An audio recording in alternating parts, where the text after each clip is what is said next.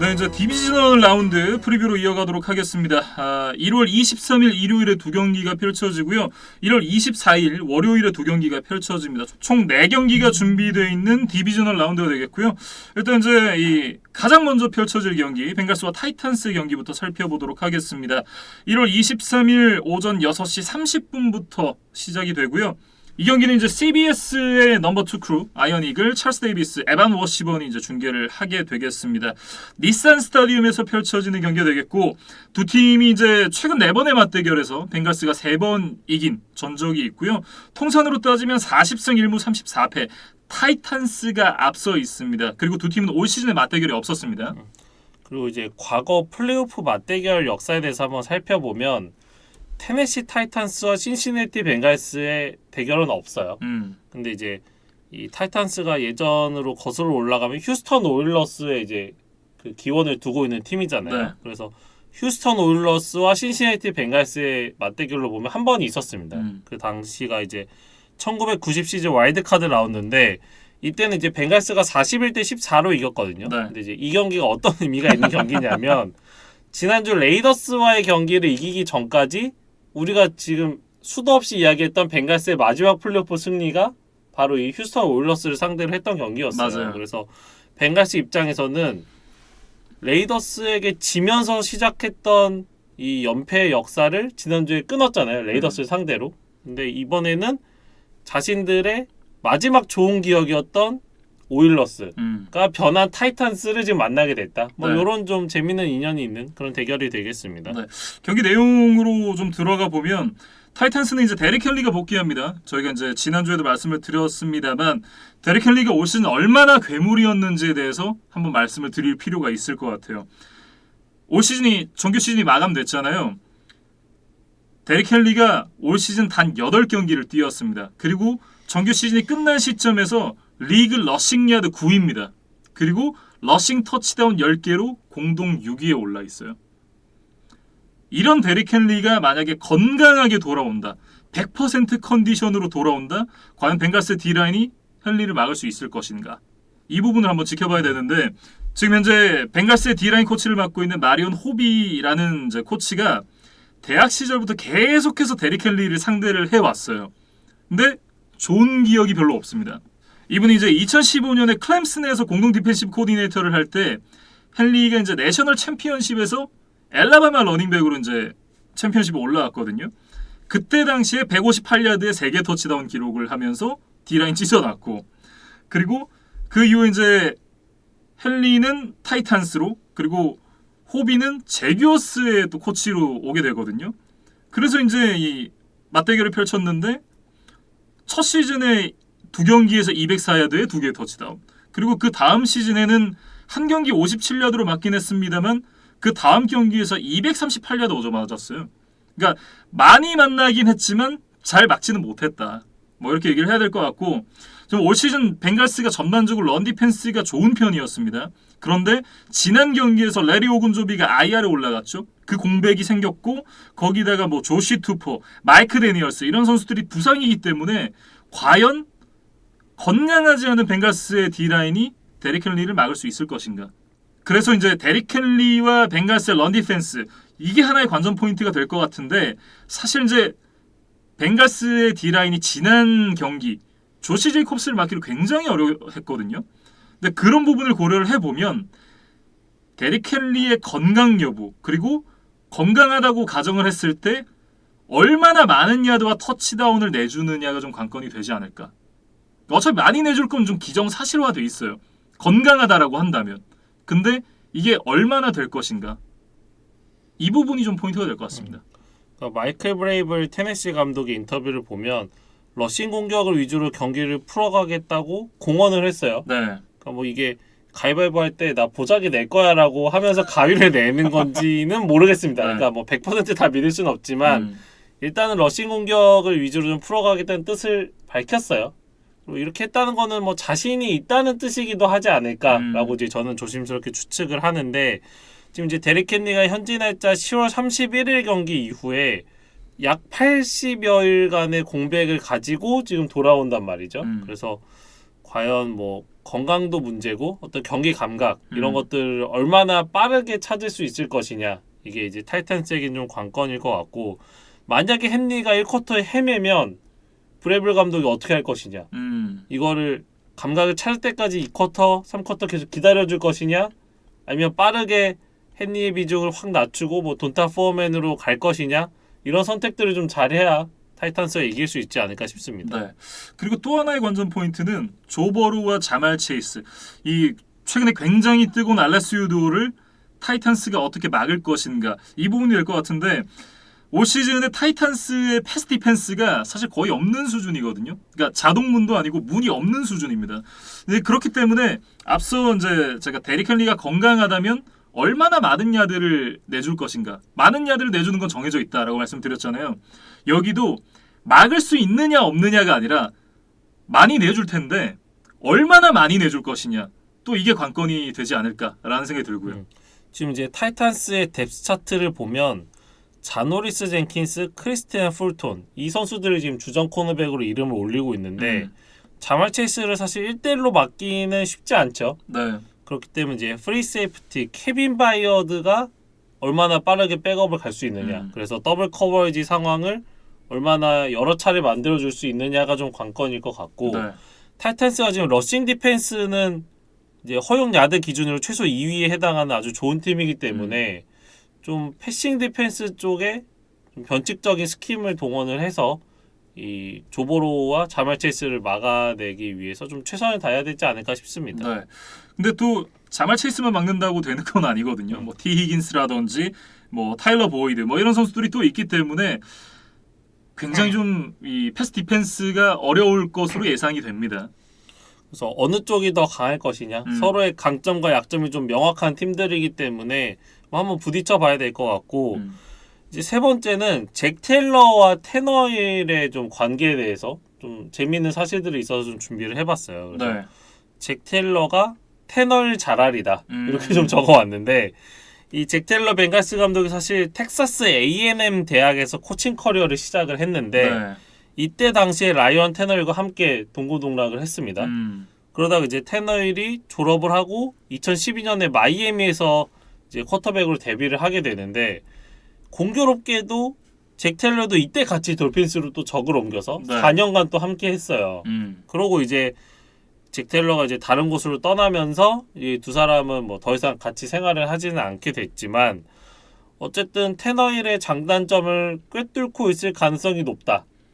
테너일 잘알이다. 네, 그렇기 때문에 이거는 신시내티에겐 좀 유리하게 작용할 수 있는 대목이 아니겠느냐. 그러니까 테너힐이 잭 테일러를 잘하는 건 크게 도움은 안 될 것 같거든요. 근데 반대로 잭 테일러가 테너힐을 잘 아는 거는 벵갈스에게는 분명히 유리하다. 근데 마이클 브레이블 감독이 이를 잘 알고 있다면 그렇기 때문에 더욱 테너힐의 비중을 낮추고 데릭 헨리를 포함한 러싱 공격 위주로 풀어가고 싶은 욕망이 좀 들지 않겠느냐. 네. 뭐 이런 좀 근거가 되는 좀 자료인 것 같습니다.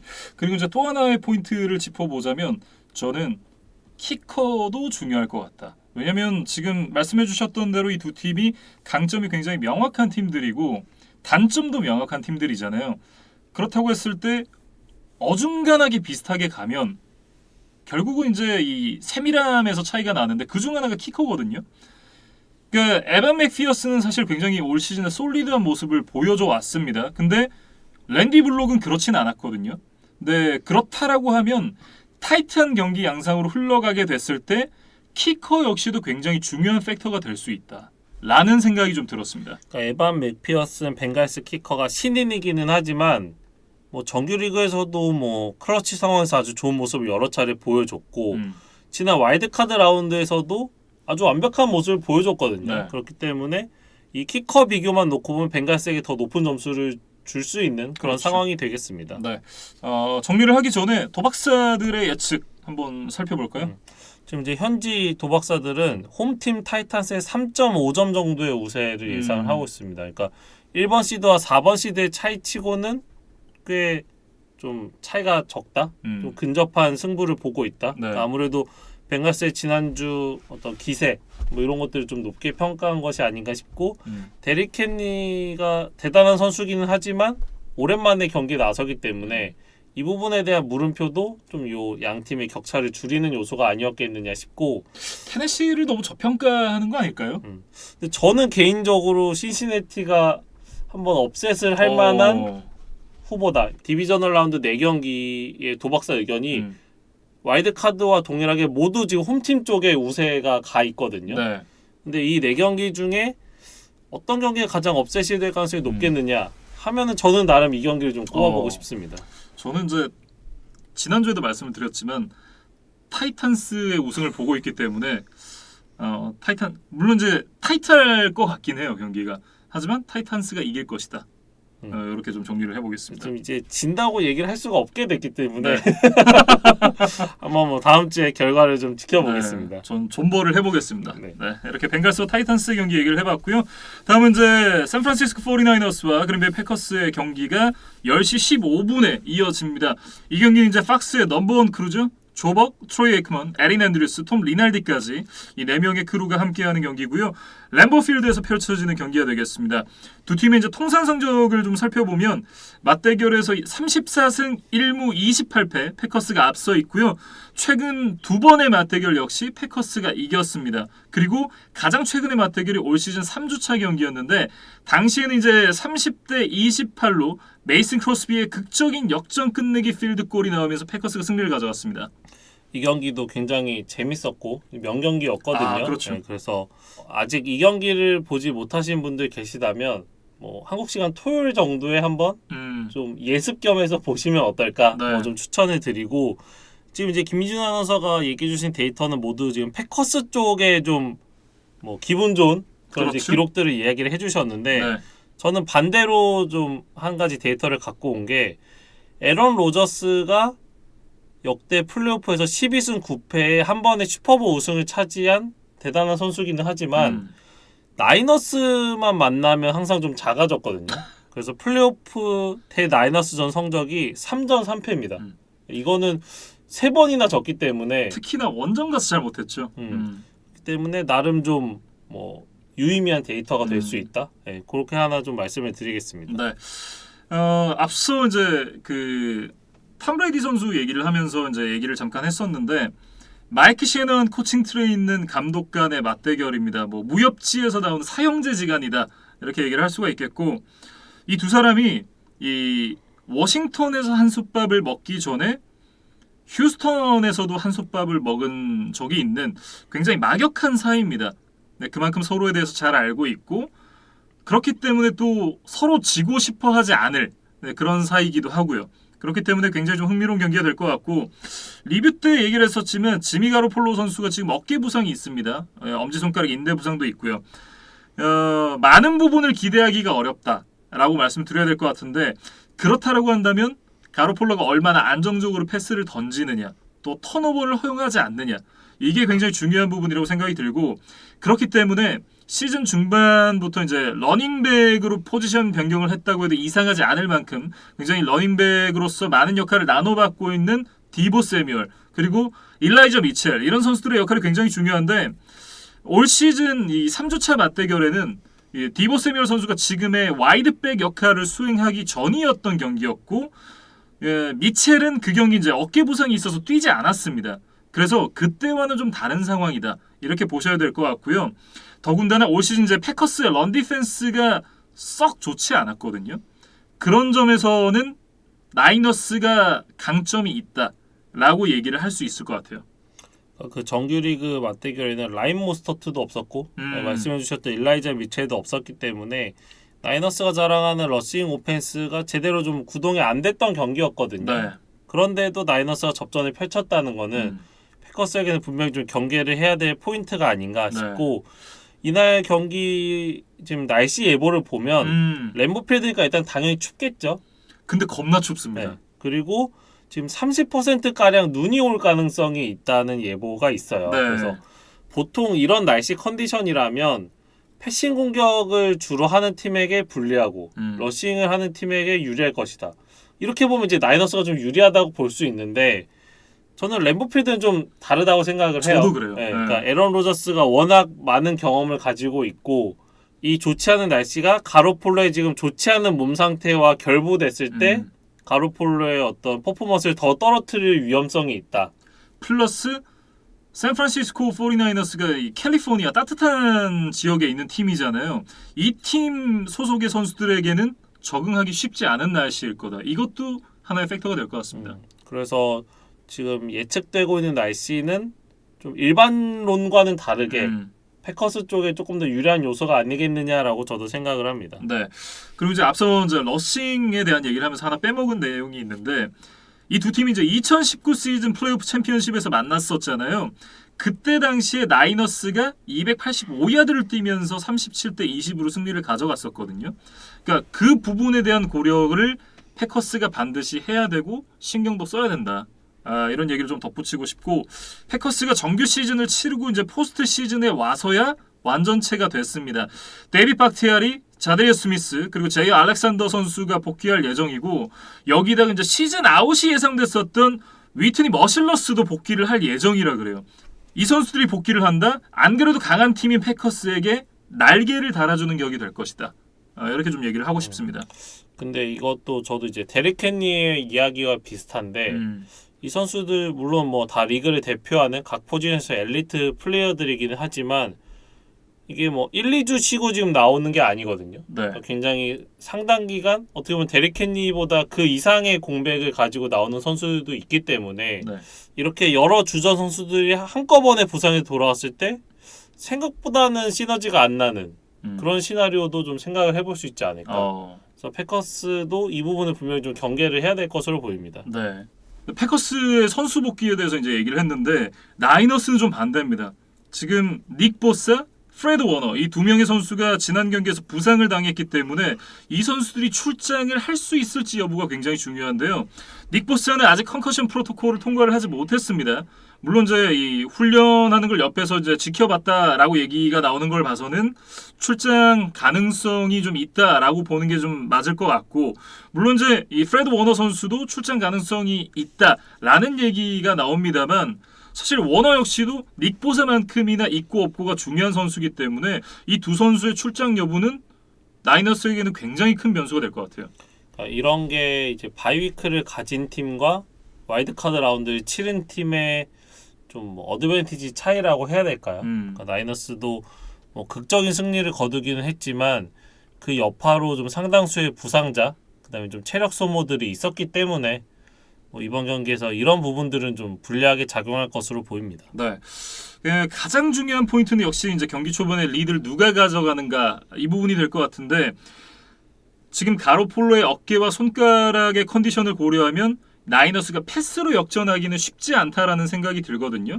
그럼 카우보이스 상대로 이겼을 때처럼 초반부터 리드를 가져가고 그 점수차를 벌려가는 어떤 모습을 보여줘야 되는데, 만약에 패커스가 초반부터 앞서가게 된다? 그러면 이제 패커스도 에런 존스, AJ 딜런 이런 좋은 러닝백들이 있기 때문에 템포를 죽이고 시간을 태우면서 나이너스를 압박할 수가 있거든요. 그렇다라고 본다면 앞서도 말씀드렸지만 경기 초반에 리드를 누가 가져가는가가 경기 양상에 결정적인 영향을 끼칠 수가 있다. 이렇게 정리를 해보겠습니다. 그러니까 리드를 벌린 순간에 디보 세뮤얼의 어떤 빅플레이만 막으면 이길 수 있다. 이런 식으로 이제 패커스 수비의 선택지가 좀 좁아질 수가 있기 때문에 그렇죠.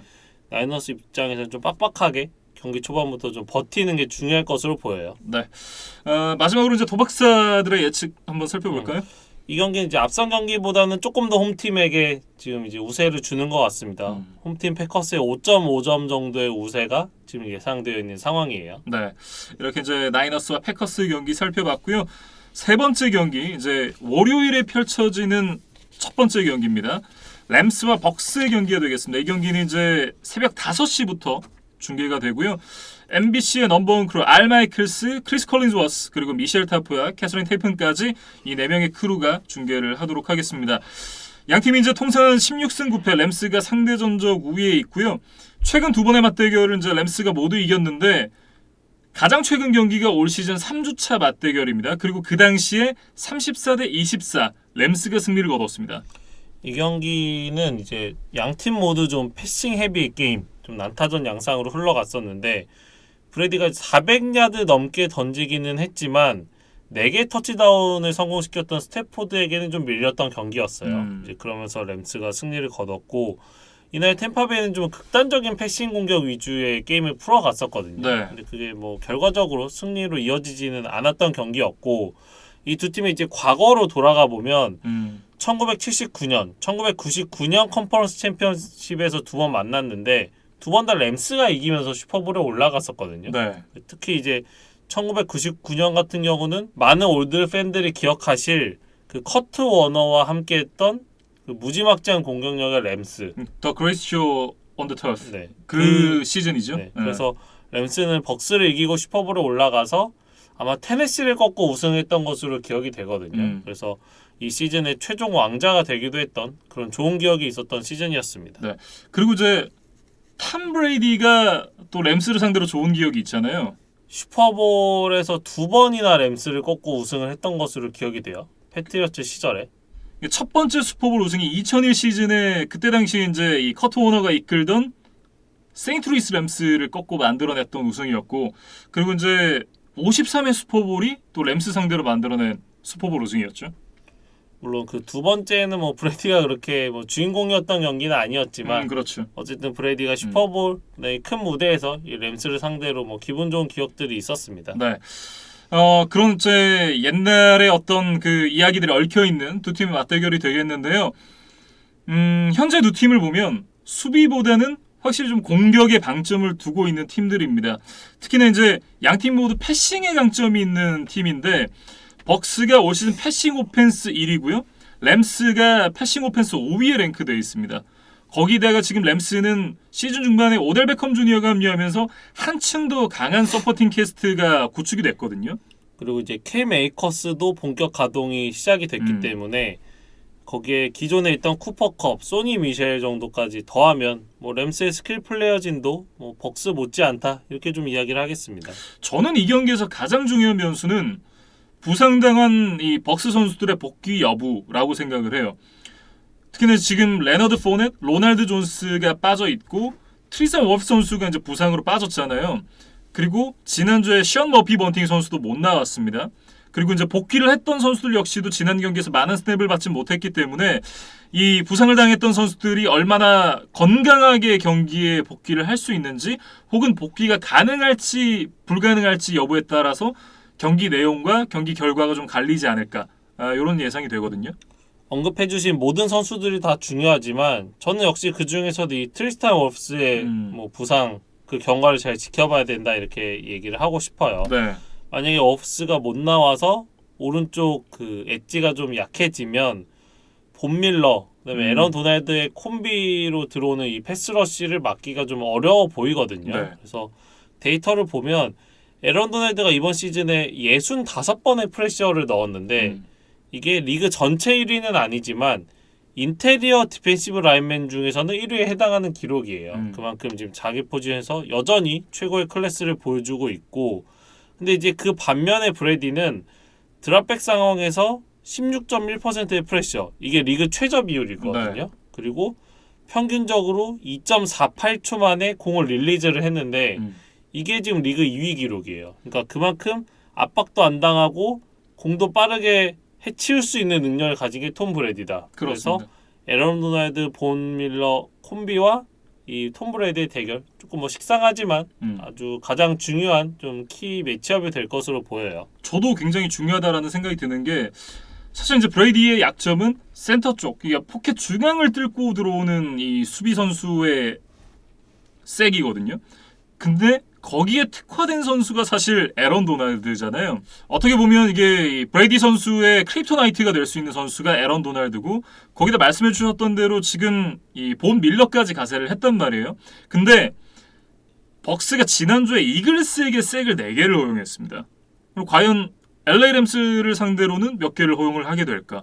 이런 부분도 한번 지켜봐야 될 것 같고 물론 이제 브레이디 선수가 릴리즈 굉장히 빨라서 프레셔를 덜 받는 선수긴 합니다만 그렇다고 계속해서 히트를 당하면 그게 괜찮은 선수는 또 아니거든요. 그리고 와일드카드 라운드 경기 중에도 나왔던 것 같은데 템파베이의 오펜시브 라인 선수들이 정규 시즌 내내 건강했거든요. 그래서 그거 자체는 좋은데 그래서 아마 그 벅스가 선발 오펜시브 라인 조합이 딱 2개밖에 없었다. 그게 네. 리그 최저다. 뭐 이런 자막이 나왔던 것으로 기억이 되는데 이게 역으로 생각해 보면 한 명이라도 빠졌을 때 어떤 플랜 B에 대한 좀 실전 경험이 좀 적지 않을까. 네. 선수들의 호흡을 맞추는데 오히려 한 명이 빠지는 순간 그게 균열이 확 생기지는 않을까라는 좀 우려가 들어요. 그래서 지금 트리스탄 웁스의 몸 상태가 좋지 않기 때문에 만약에 나오지 못한다면 벅스 오펜시브 라인이 생각보다 큰 타격을 입을 수 있다는 생각이 듭니다. 네.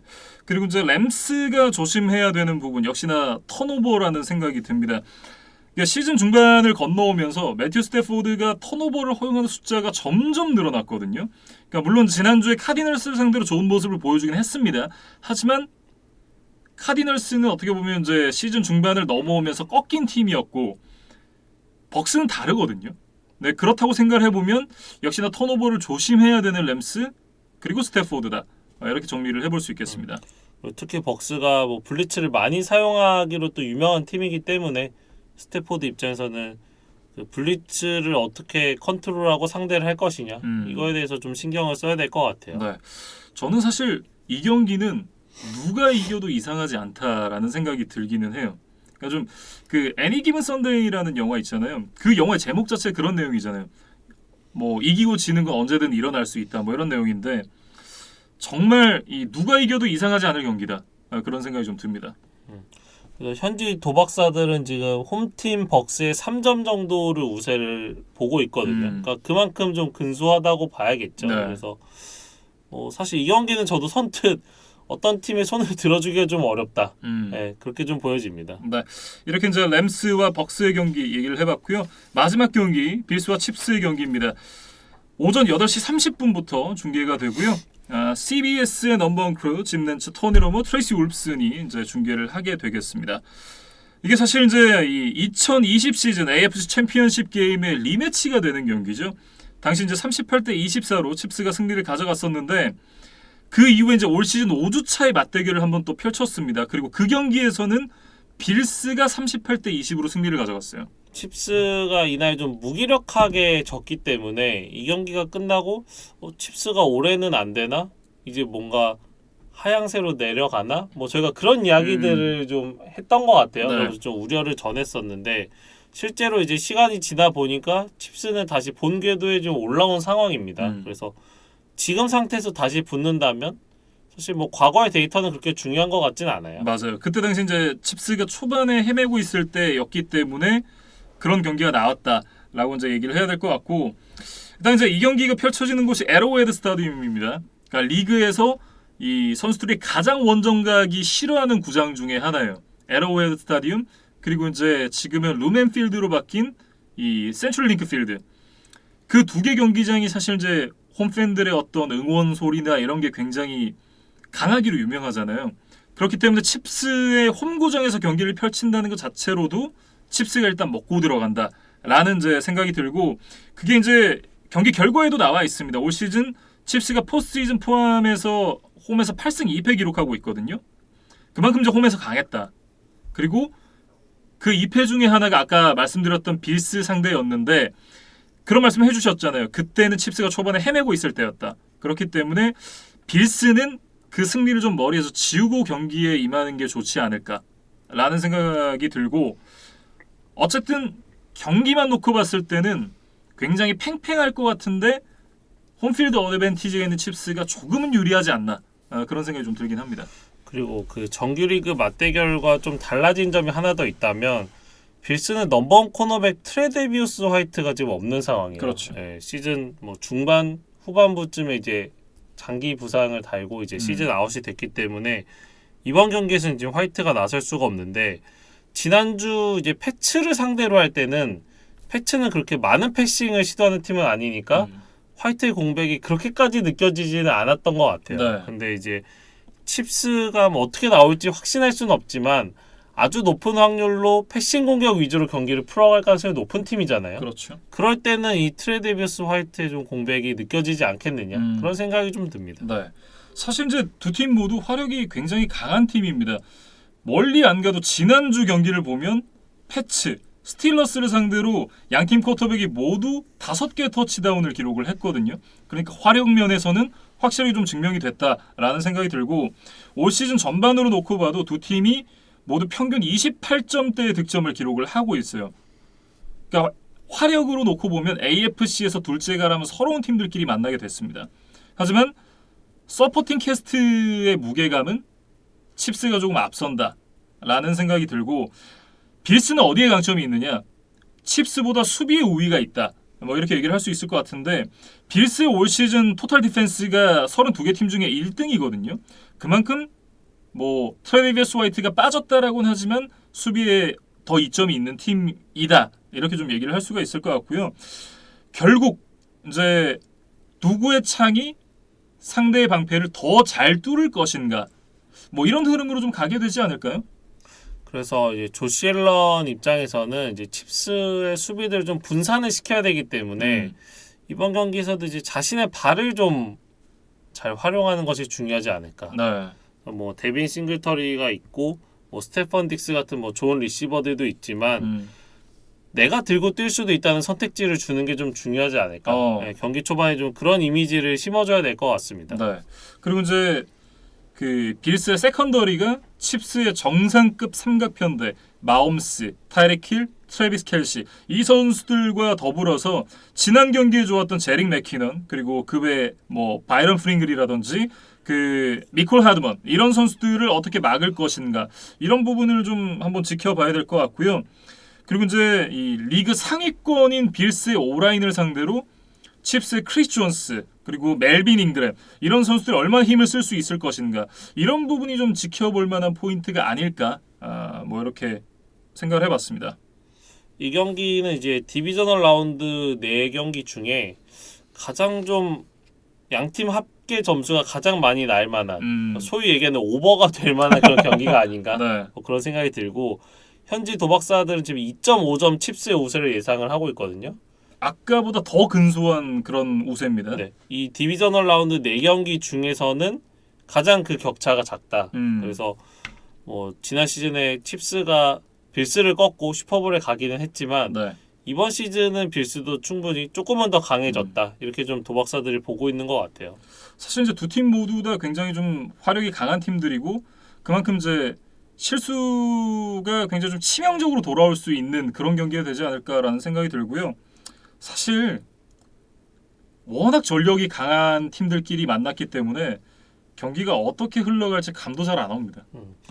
그러니까 이 두 팀은 한 번 좀 불붙으면은 쉽게 이게 진화가 좀 안 되는. 그렇죠. 그러니까 뭐 4-5번 연속 터치다운 드라이브를 마구 쏟아내는 그런 화력을 가진 팀들이기 때문에 각각의 이제 수비 입장에서는 점수를 안 줄 수는 없겠죠. 그렇죠. 근데 이제 이 트렌드를 좀 중간에 끊어주는 어떤 그런 브레이커 역할을 좀 누군가 해줄 수 있는 사람이 있는 팀이 조금 뭐 모멘텀을 가져가지 않겠느냐. 네. 그런 좀 개인적인 추측을 해봅니다. 거기다 하나만 더 하자면 공격 측에서 턴오버를 적게 하는 팀이 또 이길 가능성이 높지 않을까. 사실 이게 굉장히 뻔한 얘기긴 한데 네, 좀 그럴 가능성이 높지 않나라는 생각이 듭니다. 그러니까 이 공격권을 가졌을 때 그거를 점수로 만들어내는 능력들을 가진 쿼터백이니까 네. 이 공격권 하나하나가 훨씬 더 소중한 경기가 되지 않겠느냐. 그렇죠. 그런 정도로 좀 해석을 해주시면 될 것 같아요. 네, 이렇게 이제 빌스와 칩스까지